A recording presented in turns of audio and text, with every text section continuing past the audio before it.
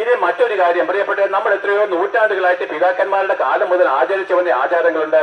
ഇന്ന് നമുക്ക് രാഹുകാലത്ത് നിന്നൊരു മോചനമുണ്ടോ? ഇന്ന് നമുക്കൊരു വീട് വെക്കണമെങ്കിൽ, ഇന്ന് നമ്മുടെ കുഞ്ഞുങ്ങളെ ഒന്ന് കല്യാണത്തിന് വീട്ടിൽ ഇറക്കണമെങ്കിൽ, വേണ്ട മരിച്ചുപോയ ഒരു വ്യക്തിയുടെ ഡെഡ് ബോഡി പുറത്തെടുക്കണമെങ്കിൽ പോലും നമ്മൾ രാഹുകാലത്തെ നോക്കുന്നുണ്ട്. ഇനി നമ്മൾ എന്താണ് ചെയ്യേണ്ടത്? ഈ രാഹുകാലത്ത് നിന്ന് പോലും രക്ഷിപ്പാൻ നൂറ്റാണ്ടുകളായിരിക്കുന്ന അനുഭവങ്ങൾക്ക് നമ്മളെ കഴിഞ്ഞിട്ടില്ല. ക്രിസ്തീയ മതവിശ്വാസികളോ നൂറ്റാണ്ടുകളായിട്ട് പാപികളും ദോഷികളുമാണ്. അവിടെ അച്ഛന്മാരും തിരുമേനിമാരും പാപികളും ദോഷികളുമാണ്. പാപമോചനം എന്നൊരു കാര്യം അവർക്ക് കിട്ടുന്നില്ല. മലപ്പുറം ജില്ലകളിൽ ഞാൻ പ്രസംഗിക്കുമ്പോൾ മുസ്ലിം സഹോദരന്മാർ ഞങ്ങളോട് വഴക്ക് കൂടാൻ വരും, തർക്കങ്ങൾ കൊണ്ടുവരും. അവര് പറയുന്നു അവരാണ് സത്യം. ഞാൻ ചോദിച്ചാവട്ടെ, അങ്ങനെ തന്നെ ആയിക്കോട്ടെ, നിങ്ങൾക്ക് പാപമോചനം ലഭിച്ചോ എന്ന് ചോദിച്ചപ്പോൾ അവര് പറയാണ് അത് എവിടെ ലഭിക്കാനാണ്?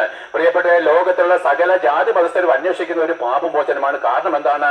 നമുക്കൊരു മരണമുണ്ട്. പ്രിയപ്പെട്ട, മരണമുള്ളവരായതുകൊണ്ടാണ് നമ്മൾ ഇത് കേൾക്കേണ്ടി വരുന്നത്. കാരണം എന്താണ്? മരിച്ചതിന് ശേഷമാണ് യഥാർത്ഥമായിരിക്കുന്ന ന്യായവിധി. നിങ്ങൾക്കറിയാം പ്രിയപ്പെട്ടവരെ, നാം ഓരോരുത്തരും മരിച്ചതിന് ശേഷം, അല്ലെങ്കിൽ ഇന്നേ വരെ മരിച്ചുപോയ നമ്മുടെ പിതാക്കന്മാരും പിതൃക്കളെയും ബന്ധുക്കളെയും സ്നേഹിതന്മാരെയും എല്ലാവരെയും നമ്മൾ വീണ്ടും അതേ രൂപത്തിൽ കണ്ടുമുട്ടുന്ന ഒരു ദിവസമുണ്ട്. എന്നാണെന്നറിയാമോ? ലോകം അവസാനിക്കുന്ന ദിവസം. ഈ ലോകം അവസാനിക്കും, ഈ ലോകം അവസാനിക്കും പ്രിയപ്പെട്ടവരെ.